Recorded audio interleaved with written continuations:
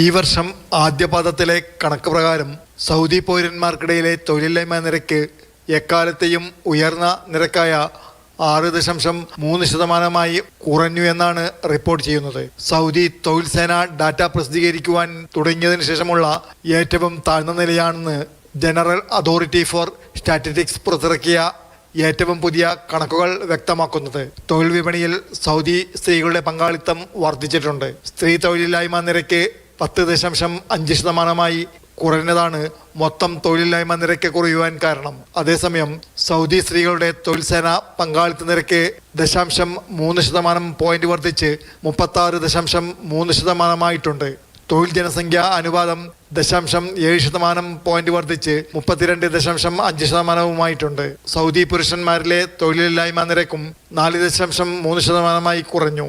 വർഷം തോറും 0.2% പോയിന്റിന്റെ കുറവാണ് കാണിക്കുന്നത്. Mathrubhumi news, Riyadh.